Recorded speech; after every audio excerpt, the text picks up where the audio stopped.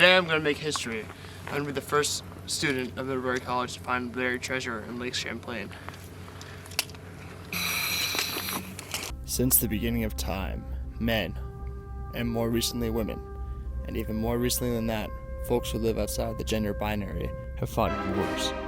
Even here in Vermont, dozens of conflicts took place on our soil, and America has won all of them, for the most part. This is Arnold's Bay.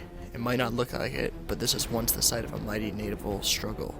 In October of 1776, the Continental Navy learned that Britain's massive fleet was coming down Lake Champlain, hoping to cut New England in half and march on to New York City. Benedict Arnold, before the whole betrayal thing, assembled a tiny, scrappy American fleet to stall the British. They fought an intense, chaotic battle near Valcour Island. Arnold's tactics were clever, but he was badly outgunned. So under the cover of night, he slipped away with the remnants of his fleet, limping south. The chase ended right there, in this bay, where Arnold ordered his ships burned to prevent their capture. And just like that, the Battle of Valcour Island came to its dramatic end.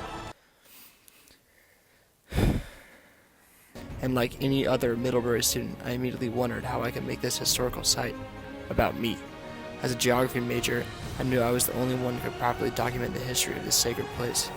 To honor the site and myself, I set out to uncover the truth, to understand history, to live history, and ideally, to sell the rights to my subsequent book about the bay for a modest profit.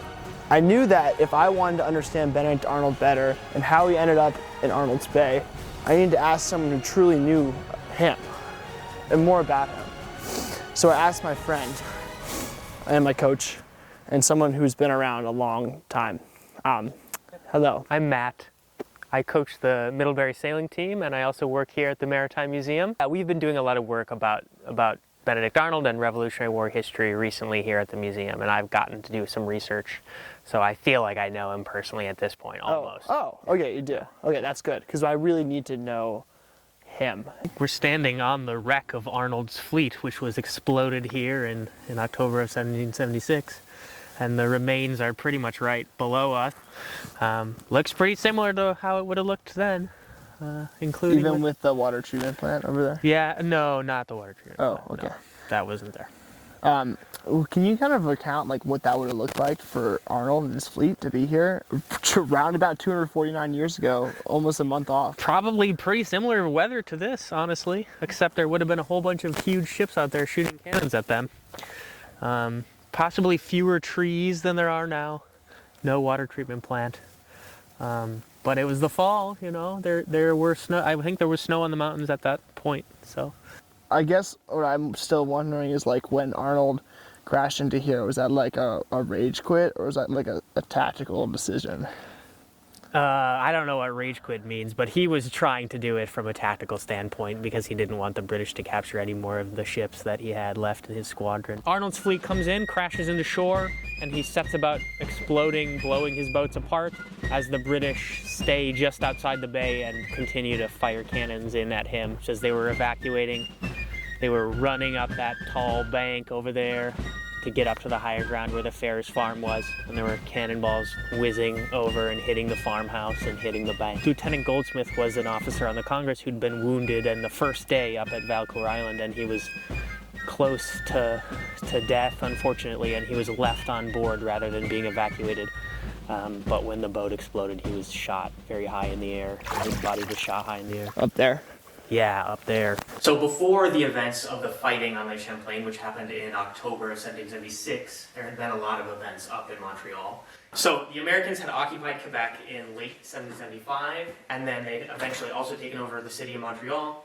It was a rough winter for them. They had huge problems with disease, in particular smallpox, so then it was pretty clear that they weren't going to be able to hold on to Montreal. So they were already preparing to retreat down the lake as all these British reinforcements start to arrive. But the events involving the looting of Montreal by Benedict Arnold happened just before that, as the Americans are getting ready to retreat. Benedict Arnold is centered in Montreal. The Continental Congress sends these commissioners, including Benjamin Franklin, up Lake Champlain to Montreal, and they're trying to get British Canada to join with the colonies, which doesn't work out. But Benedict Arnold gets permission, sort of, from these commissioners as they're leaving the city and going back down south to get as many supplies from the city of Montreal as he can to supply his army as they're getting ready to retreat. And Arnold sends all these supplies, he boxes them all up, he basically just takes them away. He says the Continental Congress will pay you back for these at some point, which is quite a common thing, but no one really ever counted on being paid back for anything, including Benedict Arnold himself. But they requisition all these supplies from these merchants. They're supposedly like putting the names of all the merchants on the boxes, but some of the boxes supposedly end up having Benedict Arnold's names on them, name on them, as if he's taking those supplies himself. Moses Hazen is there. He sees all these boxes of belongings that he recognizes belong to friends and connections of his in Montreal, and he refuses to take them because he looks at this as Benedict Arnold stealing stuff from people, like innocent bystanders in Montreal. So this is the beginning of the conflict. The other side of it, according to the merchants in Montreal, Benedict Arnold is taking all sorts of stuff that the army would have no need to have, like silks and expensive luxury stuff from their warehouses. And the accusation is that Benedict Arnold is trying to get that stuff to bring himself down and to make some of his own money back. So that's where the story of the looting comes from. So, like, what kind of loot are we talking about here? The small amount of information that there is, it's mostly supposed to be food, blankets, like equipment to help the army survive in the winter. But there are also these rumors that he was taking luxury goods like silks and stuff that these merchants would have been trying to sell.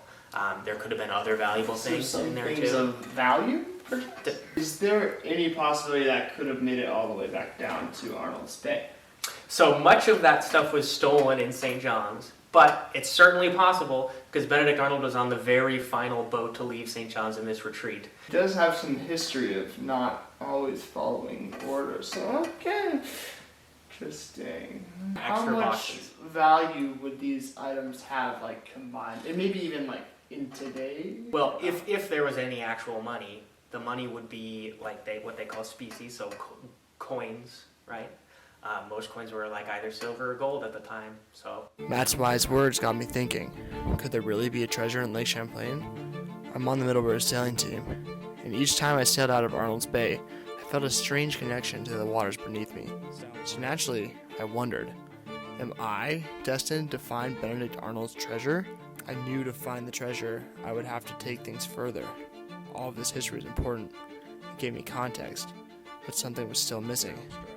I thought about what my mother would always tell me when times were hard. You must walk a mile in another man's shoes. Or in this case, sail? Man the cannons! Fire wind!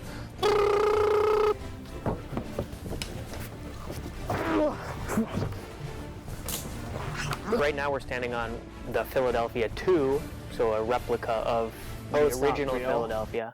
It looks very real, and it was built as, and then there also would have been 40 people on board this boat, all living constantly on board. This stern part was only for the officers, so there would have been like 3 people who lived their life right in that section of the quarterdeck, and all the rest of the 40 were living scattered along the rest. Probably would have been a captain, I think. I knew we had everything we needed to act. A few years ago, my friend Keaton invested in some scuba gear as a way to impress women. After agreeing to rub his feet every day for a whole month, he let me borrow it. Now that I knew more history than most scholars and had a lightly used scuba suit, I was ready to find what was rightfully mine, Arnold's treasure.